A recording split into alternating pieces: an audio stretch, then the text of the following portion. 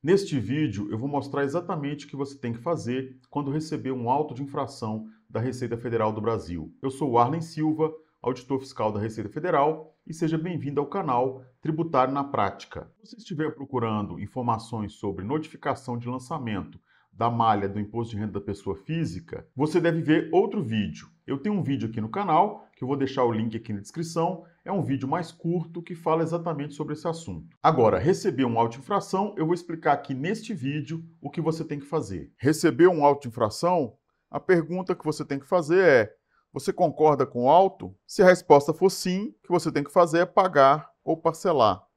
Se a resposta for não, você precisa fazer então uma impugnação à Delegacia da Receita Federal de julgamento. Ou você também pode não fazer nada. Se você não fizer nada, vai ser declarada a revelia do processo e o crédito tributário vai seguir para a cobrança administrativa. Se não for pago, ele vai seguir para a Procuradoria da Fazenda Nacional, que vai fazer a inscrição na dívida ativa da União e, posteriormente, a execução do crédito tributário. Neste vídeo, eu vou detalhar melhor o que você tem que fazer. Vou explicar o que é um auto de infração, como acessar o inteiro teor do processo administrativo fiscal no site da Receita, as características básicas da impugnação, os prazos e como apresentar a impugnação. Preparados? Vamos lá! Nós temos aqui no artigo 9º do Decreto 70.235, de 1966, que fala que a exigência do crédito tributário e a aplicação de penalidade isolada serão formalizadas em autos de infração ou notificação de lançamento, distintos para cada tributo ou penalidade, os quais deverão estar instruídos com todos os termos, depoimentos, laudos e demais elementos de prova indispensáveis à comprovação do ilícito. O auto de infração é o documento que formaliza a constituição do crédito tributário, materializa o lançamento de ofício. Lançamento é uma atividade administrativa que faz nascer o crédito tributário, que faz nascer uma obrigação para uma pessoa, seja física ou jurídica, de pagar tributos. O lançamento tributário, na nossa legislação, pode ser feito de três formas: por declaração, por homologação ou de ofício. O lançamento por declaração é quando o contribuinte presta informações para a administração tributária, que vai conferir aquelas informações, apurar e fazer o lançamento do crédito tributário.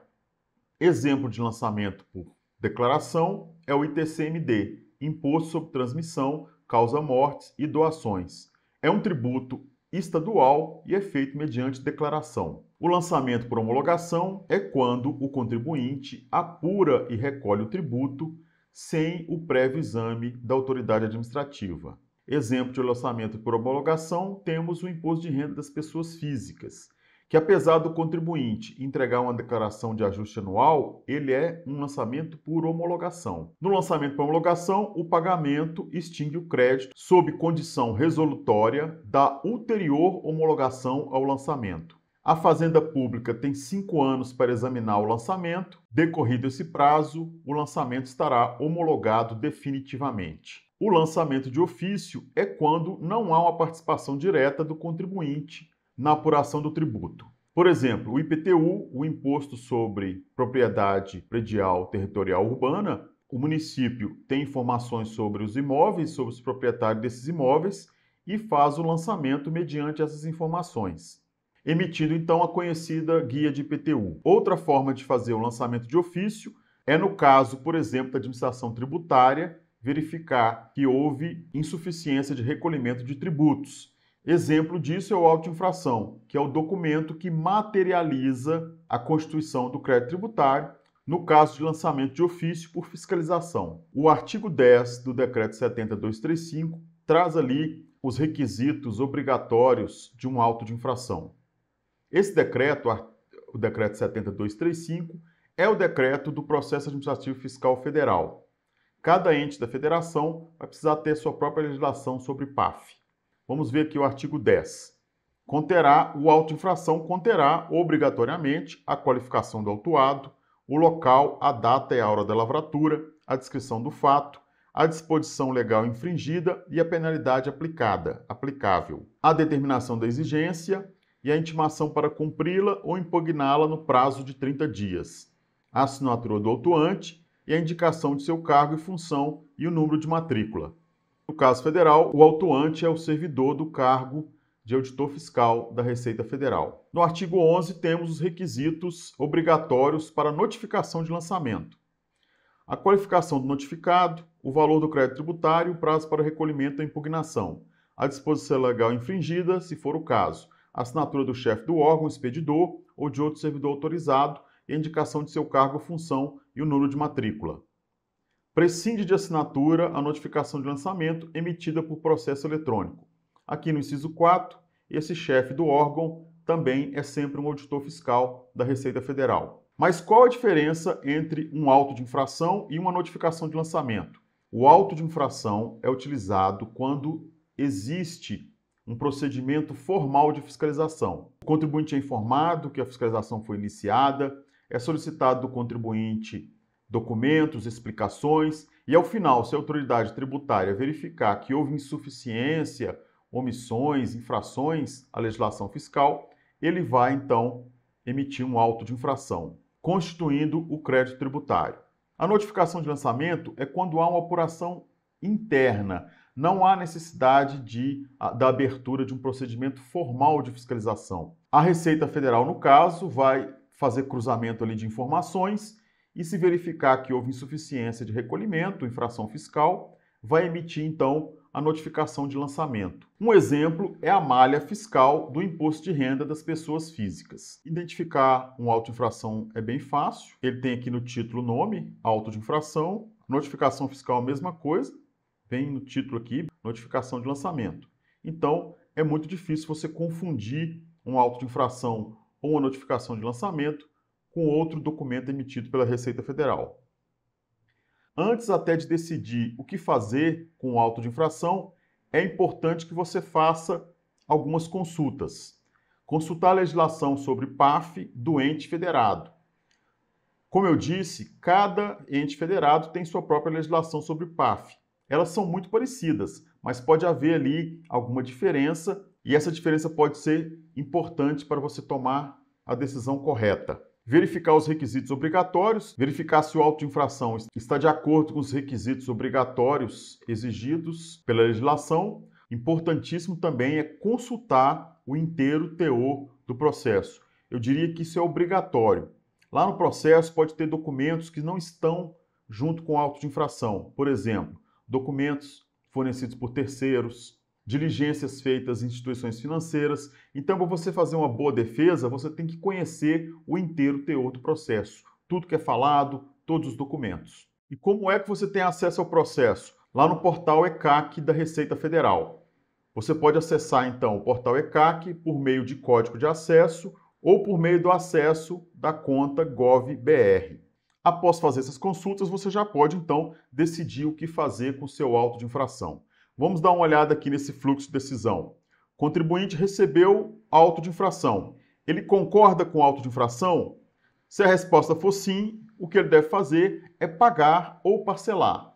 Se pagar, extingue o crédito tributário e o assunto está terminado. Inclusive, se ele pagar dentro dos 30 dias após o recebimento do auto de infração, ele vai ter ali um desconto de 50% na multa de ofício. O contribuinte pode também parcelar. Se parcelar, o crédito tributário vai ficar suspenso até o final do parcelamento. Se por acaso o contribuinte desistir ou for excluído do parcelamento, esse crédito tributário voltará para a cobrança, mas o contribuinte não poderá contestar esse crédito tributário administrativamente, porque a partir do momento que ele entrou com parcelamento, precluiu o direito dele ao contencioso administrativo. Se o contribuinte parcelar, ele também tem um desconto de 40% na multa de ofício, desde que seja no prazo de 30 dias a contar do recebimento do auto de infração. Agora, o contribuinte pode não concordar com o auto de infração. Então, ele vai poder exercer o seu direito de defesa, que pode ser na via judicial ou via administrativa. Na via administrativa, ele vai apresentar uma impugnação à delegacia de julgamento, mas ele pode também iniciar lá uma defesa diretamente no judiciário. Aqui nesse canal tem um vídeo falando sobre as vantagens de se iniciar uma defesa de um auto de infração pela via administrativa. Vou deixar o link aqui na descrição desse vídeo. Vamos falar um pouco mais agora sobre a impugnação, que é o objetivo principal desse vídeo. A impugnação é a espécie do gênero recurso. É a petição inicial para o exercício do direito de defesa do contribuinte na via administrativa. E o objetivo é apresentar provas, explicações e contestar o auto de infração. E qual é o prazo que o contribuinte tem? Vamos lá para o artigo 15. A impugnação, formalizada por escrito e instruída com os documentos em que se fundamentar, será apresentada ao órgão preparador no prazo de 30 dias, contados da data em que for feita a intimação da exigência. Veja bem, 30 dias letivos. É diferente do CPC, onde os prazos são contados em dias úteis. A impugnação entregue fora do prazo é intempestiva. O contribuinte perde o direito de exercer a sua defesa. Apesar do PAF ser regido pelo princípio da informalidade, foi adotado um sistema rígido com relação à observação dos prazos. Entenda, os prazos do PAF são fatais. Por isso é importante enfatizar alguns detalhes com relação ao prazo. A contagem do prazo depende do momento que o contribuinte tomou ciência do auto de infração. E a ciência do auto de infração pode ser pessoal, quando o auditor fiscal entrega pessoalmente o auto de infração para o contribuinte, pode ser via postal, mediante aviso de recebimento dos correios, pode ser por meio eletrônico, lá no domicílio fiscal do contribuinte, ou pode ser por edital. Mas por edital só é possível quando as 3 formas anteriores se tornarem ineficazes, improfícuas. A data de ciência é presumida 15 dias após a fixação ou publicação do edital. No artigo 5º, nós temos que os prazos serão contínuos, excluindo-se na sua contagem o dia do início e incluindo-se o do vencimento. Ou seja, o dia que recebe o auto de infração não é contado, é contado o dia seguinte. Os prazos se iniciam ou vencem no dia de expediente normal do órgão em que ocorra o processo ou deva ser praticado o ato. Então, por exemplo, recebeu um auto de infração na segunda-feira. A contagem do prazo se inicia na terça-feira. Mas se a terça-feira for um feriado, por exemplo, aí o prazo se inicia na quarta-feira. Mesma coisa, mesmo exemplo é sexta-feira. Entregou o auto de infração na sexta-feira. Quando é que começa a contagem do prazo? Começa na segunda-feira, se for um dia de expediente normal.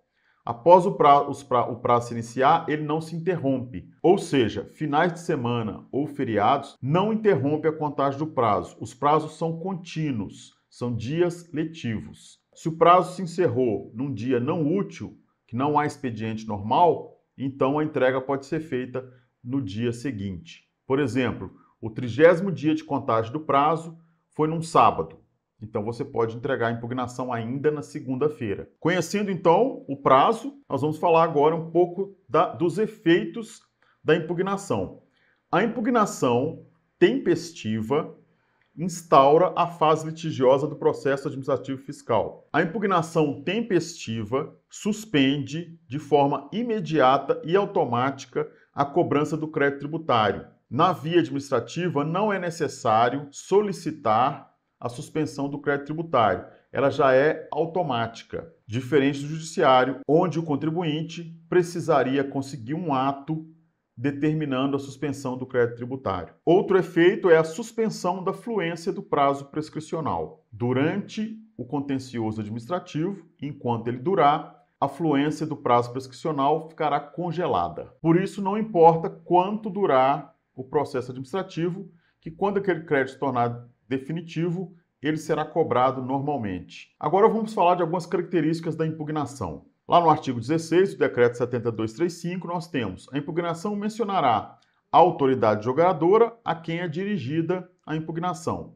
No caso, o delegado da Receita Federal de Julgamento. Lembrando que o processo administrativo fiscal é regido pelo princípio da informalidade. Uma das consequências é que no PAF você não precisa contratar um advogado. O próprio contribuinte, o contador, principalmente nos casos que envolvam conhecimento de contabilidade, um economista, um estudante de direito, desde que conheça a matéria, um bacharel em direito, poderão perfeitamente representar o contribuinte mediante procuração. Vamos dar uma olhada no modelo básico de impugnação. Aqui nós temos um modelo básico, mas que tem todos os elementos necessários. A impugnação é dirigida, então, ao delegado da Receita Federal do Brasil de Julgamento. Aqui nós temos a qualificação do autuado, o nome, se tem um representante legal, procurador, advogado. É interessante você colocar o número do auto de infração, a síntese dos fatos, descrição dos motivos de fato, narrar o que aconteceu, de forma sucinta e clara, ressaltando aqueles pontos importantes para a solução do conflito. Aqui é a descrição do auto de infração, de preferência por tópicos. Aqui eu faço um alerta. Frequentemente, junto com o auto de infração, você vai ter um documento chamado Termo de Verificação Fiscal, também conhecido apenas pela sigla TVF, que pode ter outro nome também, pode chamar relatório fiscal, termo de constatação fiscal. Esse documento, ele é parte integrante do auto de infração. Então você precisa considerar na sua contestação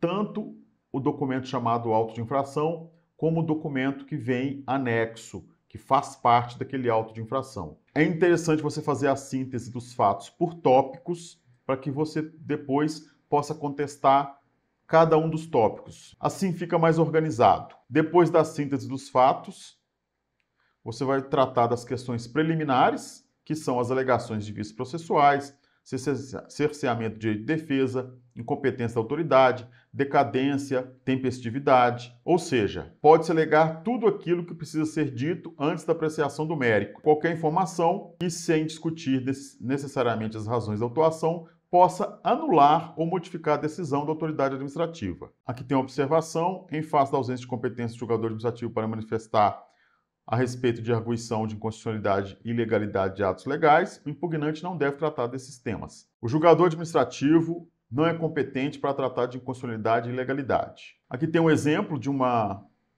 preliminar de tempestividade.